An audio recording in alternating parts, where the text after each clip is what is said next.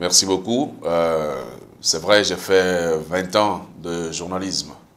Et je crois que lorsqu'on a fait toutes ces années dans un métier, on peut s'autoriser de prendre un peu de distance par rapport à ce métier. Et pendant mes plus de 20 ans de journalisme, j'ai côtoyé beaucoup d'acteurs politiques. Et à certains moments, j'ai même été très proche de certains acteurs politiques. Je me suis toujours intéressé aux questions politiques, donc à l'animation de la vie politique, au débat politique. Quelque part en moi, il y avait donc des gènes politiques.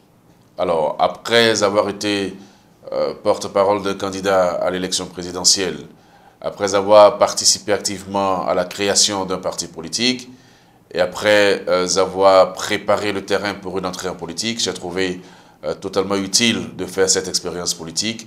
D'abord parce que je suis convaincu de l'expérience que je veux faire. Ensuite, je partage les mêmes valeurs et les mêmes idéaux avec le promoteur ou le président d'honneur et les membres du parti Union sociale libérale.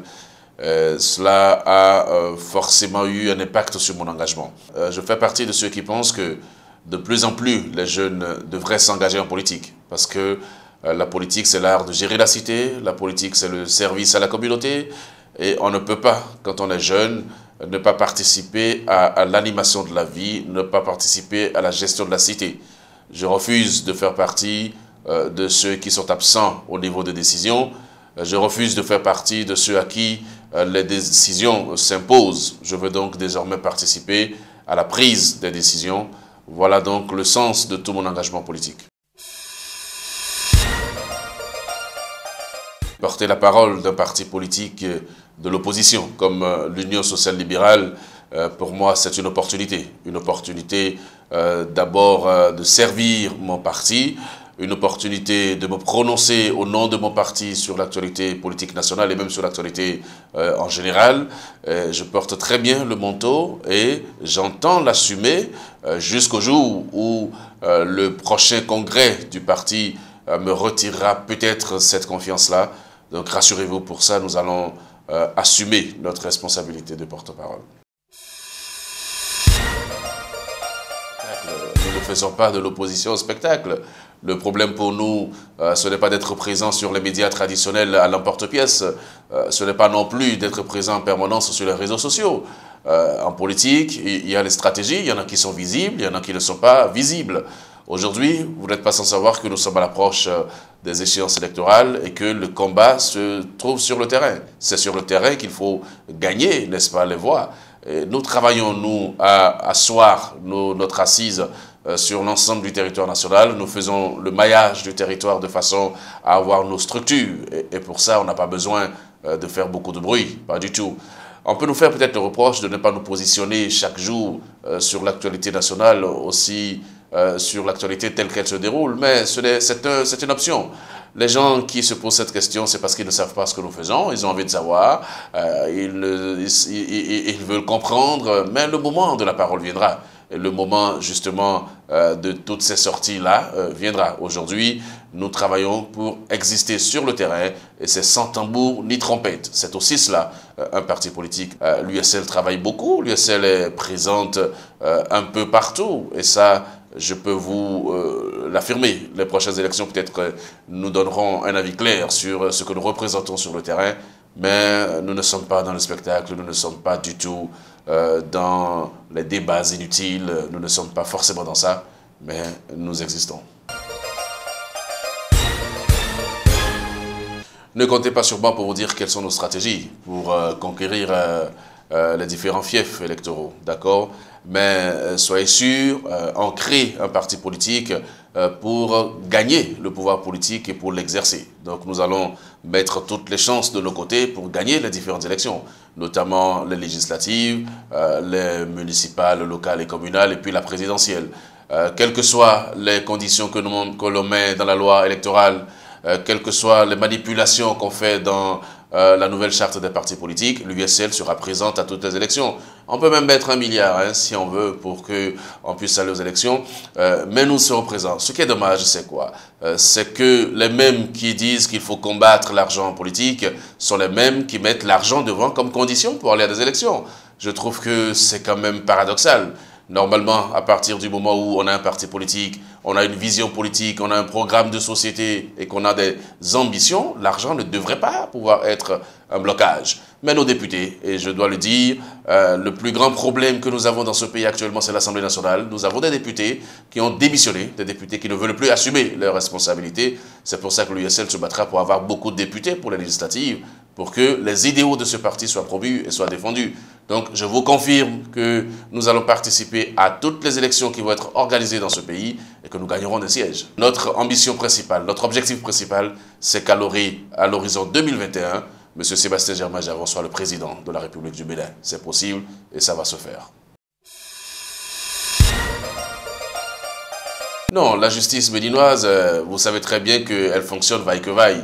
Vous observez un peu certaines décisions rendues par cette justice-là. Je n'ai pas la prétention d'apprécier les décisions de justice, mais je constate simplement que certaines décisions sont à polémique. Je plains le cas de M. Métognon, dont nous avons suivi en direct le procès. Nous avons vu après le dénouement rendu par la justice, nous trouvons que, eh bien, il y a eu un abus quelque part. Mais bon, les voies de recours existent. Monsieur Métognon va sûrement user de ces voies de recours-là pour se faire entendre. Vous avez vu un peu le comportement de la justice dans le cas du député Daourenro. On a forcément un problème pour avoir un accès équitable à la justice.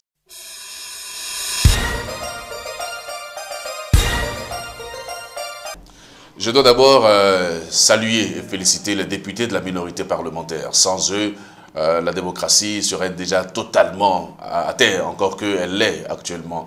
Mais sans ces députés de la minorité, on aurait déjà conjugué au calendrier grec la révision de la Constitution. On ne serait plus dans une république normale. Donc, il est important pour nous de féliciter et d'encourager les députés de la minorité parlementaire et surtout de leur demander d'être encore plus vigilants et de ne pas céder aux intimidations du pouvoir en place. Parce que nous considérons cette levée d'immunité parlementaire comme des manœuvres dilatoires, comme des intimidations voulant amener les députés à fléchir. Souvenez-vous simplement que pendant qu'on faisait le débat de la révision de la Constitution, on avait mis sous cap ce projet de levée d'immunité parlementaire. Il a fallu simplement que la révision ne puisse pas passer pour qu'automatiquement les députés se réunissent pour essayer de lever l'immunité parlementaire de quelques-uns. Ça, ce sont des mesures de représailles que nous dénonçons fortement dans un État démocratique. Maintenant, la levée de l'immunité parlementaire est prévue par les textes. Les députés ont exercé une prérogative qui est la leur. Mais ils viennent d'ouvrir la boîte de Pandore. Ils viennent d'ouvrir la boîte de Pandore parce que désormais, eh bien, tous ceux qui ont voté pour cette levée-là ont également des choses à se reprocher. Donc on va lever des immunités et c'est bon pour le débat démocratique. Je souhaite simplement que, une fois devant la justice, que cette justice soit équitable pour tout le monde et qu'elle soit rendue dans l'intérêt supérieur du peuple et non pour assouvir les intérêts particuliers d'un pouvoir en agonie. On passerait toute la journée si je devais vous dire tout ce que nous reprochons au régime actuel. Mais je vais vous dire quand même l'essentiel. L'essentiel pour nous, c'est quoi? C'est d'abord le principe de la gouvernance actuelle. Nous pensons que aujourd'hui, un pays comme le nôtre, qui est un pays sous-développé, qui aspire donc au développement, on ne devrait pas faire l'apologie de la division des fils et des filles du Bénin. Notre pays est profondément divisé aujourd'hui parce que justement des options faites par le gouvernement ne sont pas des options de rassemblement.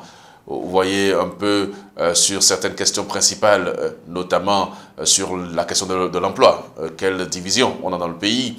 Voilà un gouvernement qui, avec ses députés à l'Assemblée nationale, ont fait la promotion d'une loi sur l'embauche qui brime les jeunes. Désormais, vous êtes jeune, vous ne pouvez pas avoir un contrat à durée indéterminée. On ne s'était pas entendu avec le président Patrice Talon pour brimer les jeunes dans leur accès à l'emploi. On ne s'était pas entendu non plus avec le régime actuel pour supprimer les emplois, pour faire disparaître des sociétés d'État et pour caporaliser la gestion économique entre les mains d'un clan, le clan du président de la République. Et ça, vous le voyez très clairement avec les secteurs névralgiques de l'économie dans lesquels ceux qui investissent et ceux qui ont des marchés sont exclusivement ceux qui se prochent du régime. nous ne nous étions pas entendus avec le président Patrice Talon pour avoir cette gestion catastrophique du social.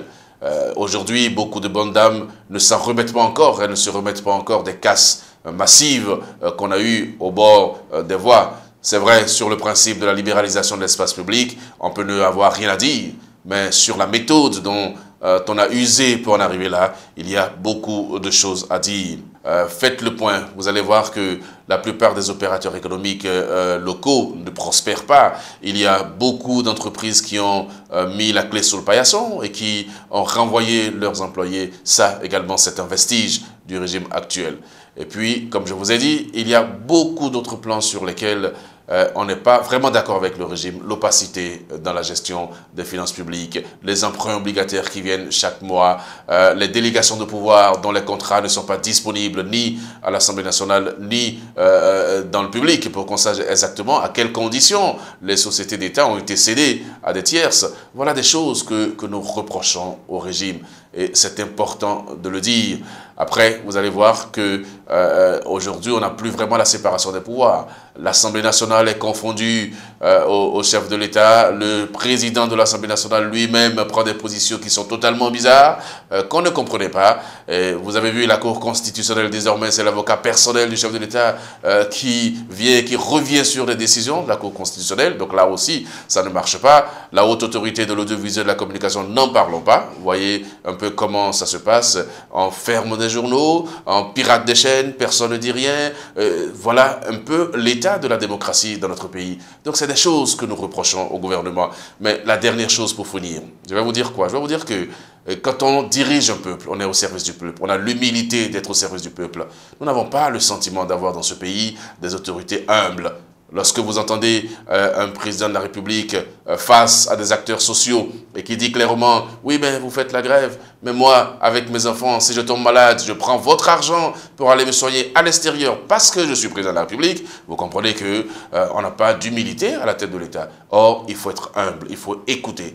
Et donc, l'Union sociale libérale appelle le chef de l'État, appelle nos dirigeants à écouter le peuple et à écouter également l'opposition. Lorsque le candidat Patrice Talon était candidat pour être à l'élection présidentielle, il nous avait soumis une proposition de réforme du Conseil supérieur de la magistrature. Et dans cette proposition, il disait que s'il était président, et lui, président de la République, et son ministre de la Justice allaient se retirer du Conseil supérieur de la magistrature, parce qu'il pensait que c'était un organe qui gérait la carrière des magistrats et que des personnes halogènes n'avaient pas de place là-dedans. Mais vous avez vu ce qu'il a fait. Plutôt que de retirer son ministre de la Justice et de se retirer lui-même, on a ajouté le ministre de la fonction publique, on a ajouté le ministre des Finances et deux autres personnalités qui n'ont rien à voir avec le monde judiciaire. Donc ça veut dire simplement que le pouvoir actuel vient confirmer sa mémise sur le Conseil supérieur de la magistrature. Ne soyez pas surpris si dans quelques jours on en venait à radier des magistrats, parce que là le surnombre est créé et puis on va radier des magistrats. Nous sommes presque certains de cela. La première décision d'ailleurs de ce Conseil supérieur de la magistrature a été de réhabiliter M. Benametor, qui a été radié il y a quelques années. Vous voyez un peu, tout ça n'est pas de nature à rassurer les uns les autres. Et nous pensons qu'avec le pouvoir de M. Patrice Talon, il faut beaucoup plus de vigilance, sinon il nous la mettra de travers. Je n'avais jamais dit qu'il n'avait rien fait de bon. J'ai dit on passerait le temps à énumérer beaucoup de choses. Mais moi, je ne suis pas là pour dire ce qui est bon. Je ne suis pas là pour faire la promotion du gouvernement. Ceux qui sont payés pour ça viendront nous dire exactement ce que le gouvernement a fait de bon. Je prends au mot le président Bruno Amoussou qui disait qu'une opposition n'est pas là pour faire des propositions. Une opposition est là pour dire on peut mieux faire. Pour dire voilà ce qu'il... on peut mieux faire. Donc ne pas se satisfaire de ce qui se fait là. Parce que tant qu'il est possible de faire les choses, rien n'est fait. Et nous sommes dans cette logique-là. Nous pensons qu'il est possible de mieux gérer le pays. Et pour nous, tant qu'il est possible de le faire, ce qui se fait là ne nous agrée pas.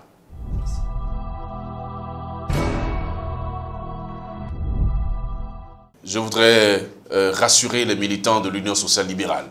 Les militants et les sympathisants qui s'inquiètent, n'est-ce pas, de l'issue qui est donnée à la délivrance du récépissé au responsable du parti USL. Je voulais les rassurer pour leur dire que toutes les démarches sont en œuvre pour que nous puissions régler ces problèmes administratifs-là. Je voudrais leur dire que dans tous les cas de figure, l'USCL fonctionne très bien, le président d'honneur se porte très bien, les instances du parti fonctionnent normalement et que nous irons à toutes les échéances. Donc de ne pas céder aux intimidations, de ne pas céder aux intoxications qui laissent croire que le parti n'irait pas aux différentes échéances, totalement faux. Nous sommes là, comme je le dis, en démocratie, nous avons rempli toutes les conditions pour exister légalement. Il n'y a pas de raison qu'on n'aille pas aux différentes échéances électorales. Donc, rassurez-vous, tout va très bien. L'USL, c'est votre parti politique qui défend les intérêts du peuple.